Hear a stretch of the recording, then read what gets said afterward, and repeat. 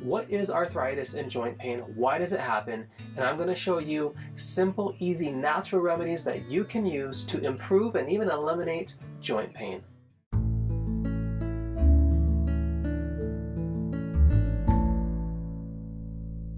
I'm going to personally demonstrate these natural remedies and show you how to do them. I have chronic wrist pain, and after doing each of these natural remedies just once on myself, my wrist pain disappeared for like 2 months. If I was more consistent, I think it would have been gone for longer, and I think it would have eventually just gone away completely. When we're discussing arthritis and pain, it's a big topic that encompasses a lot of diseases like osteoarthritis, rheumatoid arthritis, lupus, fibromyalgia, gout. Even Lyme can mimic arthritis. And statistically, there are 350 million people worldwide that struggle with arthritis. Nearly 40 million of those are in the United States. 60% of those are women, and also 250,000 of these are children struggling with arthritis. It's a big topic. And there are really two different kinds of arthritis. First, there is the arthritis that's an injury that leads to inflammation. Then there's the arthritis that's the inflammation that leads eventually to injury. And what we're going to focus on primarily in this video is the second category. The first category, the injury that leads to inflammation, that's the osteoarthritis, the sports injury arthritis, also known as the wear and tear arthritis. But what we're going to deal with is the second type, and that is the inflammation that leads to injury. Those are the autoimmune conditions: rheumatoid arthritis, lupus, fibromyalgia, and so forth. And we're even going to cover gout, even though it's not technically an autoimmune disease, but what we're going to discuss is also going to apply and help that condition as well. So you have arthritis, you have joint pain, what do you do? Well, what's the standard prescribed route? Drugs, medications. And the typical drugs of choice are the non-steroidal anti-inflammatory drugs. Also, steroids can be given. But let's look into these specifically non-steroidal anti-inflammatory drugs to see, is this really a good or safe route to go? Look at these statistics. NSAID-related ulcer complications are estimated to lead to 107,000 hospitalizations and 16,500 deaths yearly in the United States. Also, I want to show you a slide of a study that found corruption in 196 studies that were used to verify and to prove the efficacy of these non-steroidal anti-inflammatory drugs, specifically for rheumatoid arthritis. There was corruption found in these studies. Having said that, just taking one of these, aspirin, 4th deadliest drug in the United States and #1 leader in kidney disease and causing kidney disease. Is this a good, safe route? In my opinion, I don't think so. It's not what I would choose to do. So if you don't go the typical drug route, what do you do? What are your other options? Well, there's really 2 parts to healing arthritis and joint pain. The first is the natural remedies. The second part is diet and lifestyle. Now, everybody loves to hear about the natural remedies. Everyone loves to talk about those. But not very many people are open or willing to change their diet or to change their lifestyle. These natural remedies, as powerful as they are not going to be effective if you're still eating a diet that's promoting your arthritis and joint pain. So I'm going to show you 5 natural remedies that have been proven to help and even reverse arthritic type symptoms. Number 1, hydrotherapy. And I'm actually going to demonstrate it on myself because I happen to have a little bit of joint pain in my right wrist. I get a flare-up every once in a while, usually when I'm using the computer a lot. And it's because in a previous life, my very first professional choice was to be a professional snowboarder. And so I was snowboarding really hard. I took a lot of hard spills. And in this video clip, you could actually see that's me. Because of this, I've accrued a lot of old injuries, and one of them being in my right wrist in particular. Now, what is hydrotherapy, you might be thinking?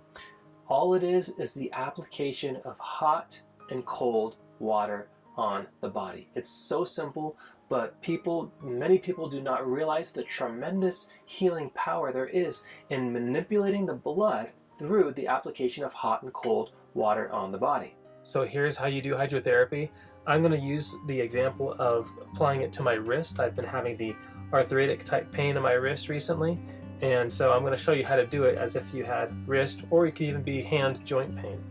So first you want to start with hot, and so I have a bucket of hot water here, and you pretty much want to get it as hot as you possibly can, and this is pretty hot water, and what you want to do is just submerge it and let it sit in there for 3 minutes. So I'm going to set a timer, 3 minutes, and it's just going to sit in there for 3 minutes, and you want it to get nice and hot.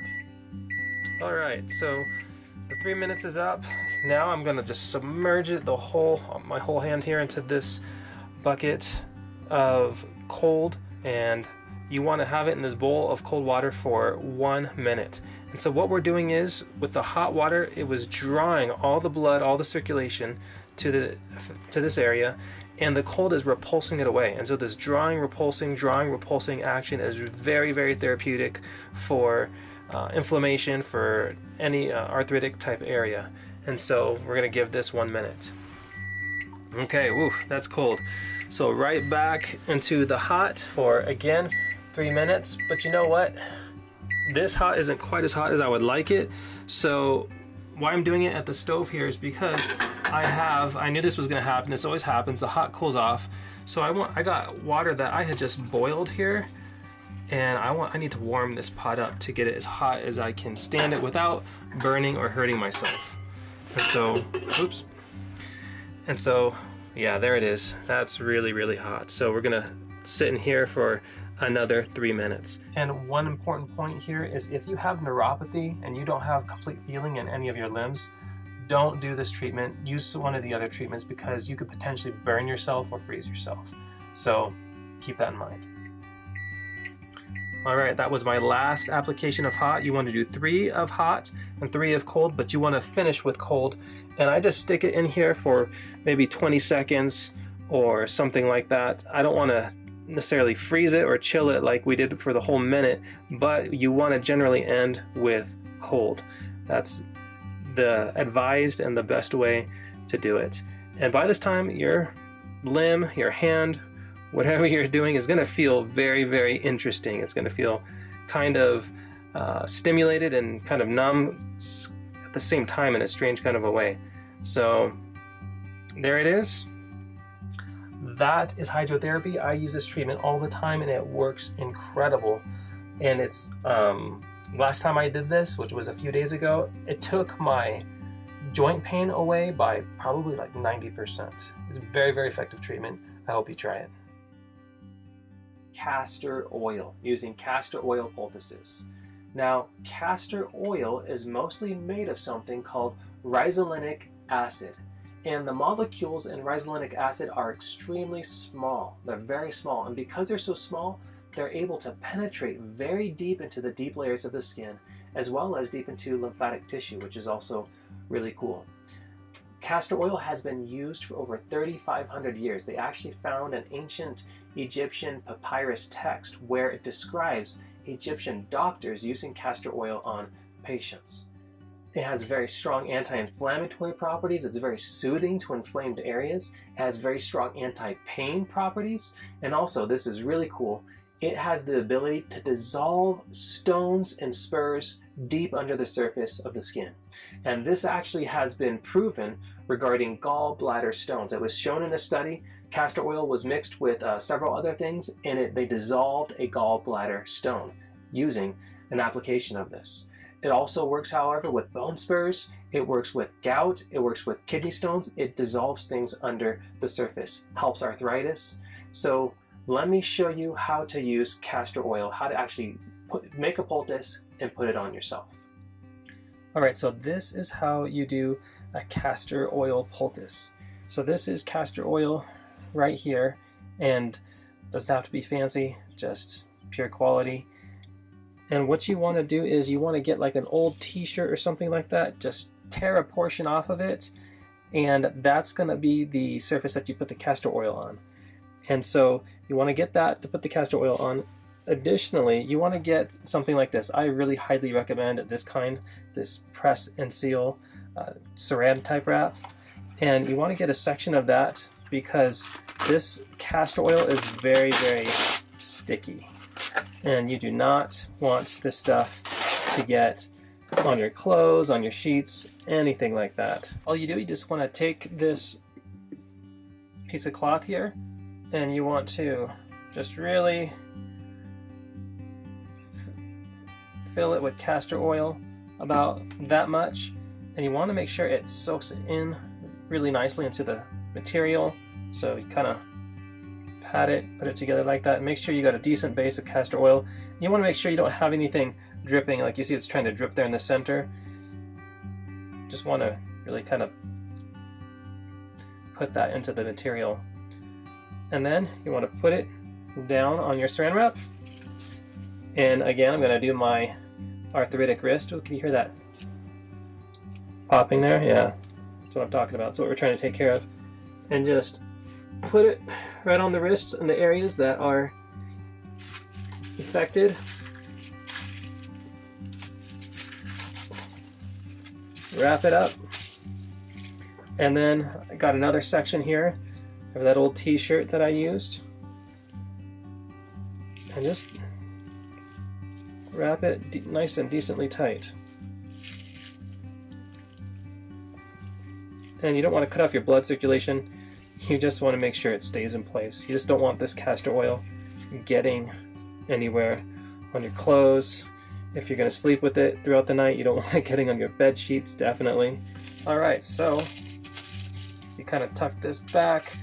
Now I got my castor oil poultice on me, nice and tight. Now to activate it even more, to enhance its effectiveness and how deep it goes into your skin, you want to apply something hot to this. And so one thing that you could easily do is get one of these. You've probably seen these water bottle type things at Rite Aid or CVS. And you just fill it with hot water, you know, put the cap on it, and just sit somewhere, and you just want to hold it, have it sit on the top like that, just to stay nice and warm. I recommend doing this overnight. It's a great way to do it, and it's, you know, several hours that you could just be having this on there, and it's not really conscious, so it's not bothering you. And that's how you do castor oil poultices. Really simple. So what's the frequency? How often do you need to do this castor oil poultice to get the desired effect? So there's several schedules out there that you could use. The traditional one is having it on for 1 to 2 hours at a time and doing it for 3 days in a row. So 1 to 2 hours, 3 consecutive days, then taking 4 days off. And then doing a rotation of this every week for about 2 to 3 months. That's the more traditional schedule. Another schedule, which is a little bit more aggressive, which I kind of lean towards, is having it on for 5 hours a day and doing it 5 days in a row. So 5 days a week, 5 hours. And you can also just put it on overnight, sleep with it, if you wrap it real well and don't allow it to bleed out and get into your bed. But also it's often improved by heat, and you could use cayenne pepper with it. But when it comes to inflammation, if you have inflamed joints, be careful using heat. Just really, your body will let you know if it's not a good idea, if it starts making your pain and inflammation a lot worse. But application of heat has often been beneficial. Stinging nettle. Remember that plant I told you about in the beginning that you could tap on an infected area and it would bring relief in just minutes? That's stinging nettle. And stinging nettle has these little, well, stingers, these little hairs that contain high levels of something called leukotrienes, as well as histamine. And with these two compounds, it brings relief sometimes in minutes. When you tap it on, let's say your wrist is all swollen, or your joints in your hands are swollen, or some part of your body, it could bring relief in just minutes. As a matter of fact, a 1998 study looking at the benefit of nettle leaf extract in 9,000 patients with osteoarthritis, so this is the wear and tear kind of joint pain, and rheumatoid arthritis, found this. After a 3-week period, 82% of patients believed that their treatment had relieved their symptoms. 26% no longer required to take the anti-inflammatory drugs, and 38% said that they were willing to reduce their drug therapy. Not just that, it's been shown to reduce inflammatory compounds in the body. And so let me show you how to use this wonderful plant. There's some growing near to where we live, so I'm going to show you actually how to use this. So where you find stinging nettle is typically by rivers. So see behind me, there's a river, and stinging nettle is one of those plants that likes a lot of water. I'm going to show you right here how to actually use this to alleviate joint pain. Okay, so this is it right here, and if you look real close at the stinging nettle, you could see it's got a bunch of, well, stingers all around it, and those stingers have the healing properties in it. And so all you need to do is pull back your sleeve, and whatever joint you're dealing with, that's when you apply it to, and you just tap it lightly, and you'll feel it stinging you. That's it. And immediately I feel the stinging sensation going on, but that's also going to bring the healing properties. And this is how you use stinging nettle to alleviate joint pain. Now, if you don't feel the stinging sensation from just tapping it, then that means you actually need to whack it. Some sources suggest like really whacking the joint or the inflamed area with this. And so you just want to do it, really put pressure on there. And what you want is you want to feel the stinging sensation. And also, it's really good antihistamine. Dry it out, make a tea out of it. If you deal with allergies, excellent. So now I want to show you how to use ginger poultices, because it has been known to pull inflammation out of the joint up towards the skin. So how you start, you want to get a nub of ginger about 1.5 to 2 inches in length, and make sure it's washed. And all you do is get a cheese grater, and you want to look for the fine setting. You want the fine blades on the cheese grater, and just simply start grating away. And you're going to grate this ginger really, really fine. Now, ginger is incredible. It's one of the best anti-inflammatory herbs out there. It's even equivalent to turmeric. Any inflammation in any joint area, we're talking arthritis, back pain, gout, both internally and externally, ginger is good for that. It's good for any inflammation in joint areas. And so you want to continue grating it till you have finished your ginger and have ground it down to a really fine substance. And just a close-up view of it, you can see what it looks like here. You're going to have fibers, you're going to have the fresh inside ginger. I just add it all in one bunch, scoop it all to one area. And so what you want to do now is get all that ginger into one clump, into one area, and then you want to have prepared ahead of time. You want to get some cotton cloth, preferably an old t-shirt is the material that seems to work best for this. And you want to lay that out on your cutting board here and simply place your clump of ginger on one end of that t-shirt, that old cut t-shirt. And that t-shirt should be about 6 to 8, maybe even 9-10 inches in width, and then you want it to be quite long, so it'll have wrapping capabilities. And then you're going to wrap the ginger, wrap the t-shirt around the ginger. And you want to make sure as you do this that one surface of this cotton t-shirt material is just one layer.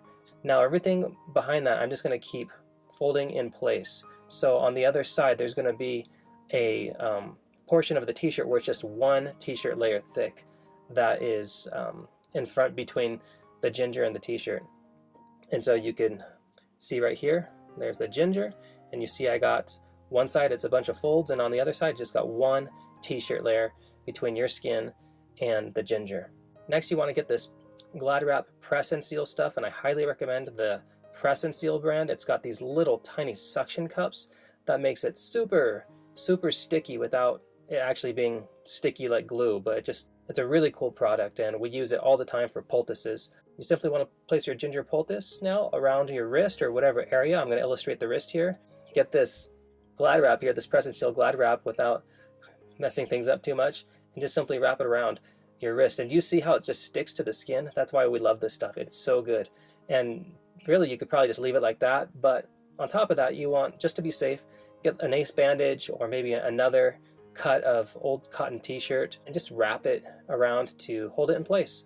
And that's it. And lastly, we'd like to ask God to bless our poultices and our whatever treatments that we do, because we believe He's the one that actually gives these things its healing power and properties. And so I would just like to invite you to say a prayer over your poultice. Ask God to bless it. Lord, I would like to ask that you would bless the poultices of everyone who tries them after watching this video. Now, I had a sore back at the time that I was filming this, and so I actually wanted to put this ginger poultice on my back. And so let me show you how you would do that. So you would get a much larger cotton old t-shirt type material, maybe a foot, foot and a half, even 2 feet wide. And you want to lay it out on the bed with your ginger poultice with the glad wrap under the ginger poultice. So you got the t-shirt material, the glad wrap, and then the ginger poultice. And so what you want to do is you want to set that in such a manner on the bed that when you sit, you could just lie back on it and it will be right in the spot in your lower back where you need it to be. And then just pull one end of that old t-shirt material over your stomach and then the other half over the other part. And you want to have some safety pins handy and you just safety pin it on there. And this especially is better to do at night because this kind can really have a difficult time sticking on your back. It could slide down and you don't want ginger in your shorts. And you're going to find the skin is going to get really hot where the ginger is. It goes in waves. As long as you can handle it, keep it on there. Some people with arthritis say it feels good. Some people don't like it and they need to take it off. It'll never actually burn the skin, but the heat is indicative that there is a lot of inflammation under that joint. Omega-3s, omega-3 fatty acids. These have been proven to drastically help rheumatoid arthritis specifically, but everything I'm going to discuss I believe also would apply to any joint pain based on inflammation from an autoimmune condition. So lupus, fibromyalgia, there's several others. These also pertain as well. There are many studies that have clearly proven this. Notice this one right here. Ingestion of dietary supplements of N3, that's omega-3 fatty acids, has been consistently shown to reduce both the number of tender joints on physical examination and the amount of morning stiffness in patients with rheumatoid arthritis. It goes on to say, we examined the clinical status of patients after they had stopped receiving diclofenac, that's the medication they're taking, but continued to receive fish oil or corn oil. The improvement of the number of tender joints was significant, and we observed a significant decrease in interleukin-1. Interleukin-1, that's an inflammatory component in the body. And so not only in these quotes did you notice that these omega-3s reduce the number of tender joints as well as morning stiffness, but also people did better on omega-3s than on their medication that they were taking. And so right here we have observed evidence that these are effective even more than medication. So why do omega-3s work? Let me show you why. They took a look at these, and omega-3s is comprised of several different types of components, EPA, DHA, ALA. They looked at EPA and found that the fatty acids in EPA inhibits the production of chemicals that promote inflammation in the body. And not just any chemicals, specific ones that are known to cause the pain in rheumatoid arthritis. And I'll put up a slide, you could see the inflammatory compounds that omega-3s suppress and therefore bringing down joint pain. So how do you apply this information? How do you take this? Well, a lot of these studies were using fish oil. Now, I actually recommend against using fish oil. Why? Several reasons. Reason number one, mercury. Heavy metals. Nearly all seafood contains some amount of heavy metals, especially mercury. And there is no safe amount of mercury. And if you have arthritis, you also don't want to have heavy metal toxicity on top of that. Also, meat is acid forming. We're going to get into that when we talk about the diet. There's other risks. For instance, heart disease. Did you know that when it comes to cholesterol, this might shock you, fish is worse than steak? I'll repeat that. When it comes to cholesterol, fish is worse than steak. Steak coming in at 79 milligrams of cholesterol per 3 ounces. Fish coming in at 88 milligrams. Bass in particular, bass 88 milligrams per 3 ounces. Higher than steak. Also, other studies found that fish oil isn't necessary. Notice this. Several studies have found that a wide range of omega-3s will reduce inflammation.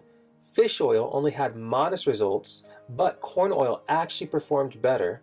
Plant sources have over 10 times more omega-3s than fish oil, ounce per ounce. And flaxseed is also very effective in reducing joint inflammation. And finally, even though plant sources contain primarily only ALA, when you eat a plant-based diet, you get just as much EPA and DHA because the conversion rate of ALA to EPA and DHA in the body happens more rapidly in the bodies of those eating a plant-based diet than other people. Therefore, you end up getting just as much EPA and DHA as fish eaters. Now, how much do you have to take and how long do you have to take it for? The study thankfully answered that question for us. They addressed this. It says this: it appears that dietary supplements containing 3 to 6 grams of N3 fatty acids are sufficient. So how much should you take? 3 to 6 grams. Okay, so what does that actually look like? Let me demonstrate that for you. So 3 grams of omega-3s is equivalent to 2 tablespoons of ground flaxseed. Now the figures online fluctuate, but 2 tablespoons is pretty much the average figure that you'll see. If you really wanted to maximize your omega-3 dosage, flaxseed oil has 7 grams of omega-3s per 1 tablespoon, so it's very potent. Another really amazing plant source of omega-3s is chia. About 1 ounce or 2 tablespoons of chia gives you 5 grams of omega-3 fatty acids. Now you could grind these, you can mix them into your smoothies or hot cereal, but chia is a great, just eating it like chia pudding or putting it in drinks. 2 other sources: walnuts. Quarter cup of walnuts will give you 2 grams of omega-3s, and about 1 ounce of cashews, that's about 18 cashews, will give you 1 gram of omega-3s. Some other plant sources of omega-3s are soybeans, broccoli, seaweed, Brussels sprouts, spinach. They don't have nearly as much, but they're plant-based sources of omega-3s that are definitely worth incorporating in the diet. So instead of taking non-steroidal anti-inflammatories, you could just be eating chia pudding. How about that? Pretty awesome. Okay, so we answered the how much question. Now, how long? The study also answered this question. Notice what it says. Clinical benefits of the N3 fatty acids were not apparent until they were consumed for greater than or equal to 12 weeks. That would be about 84 days. So, if you want more information, feel free to go to reverseautoimmune.com, where we have several books. There's a ton of information on there about reversing autoimmune diseases. Thanks for watching, and may you be blessed in your pursuit of health.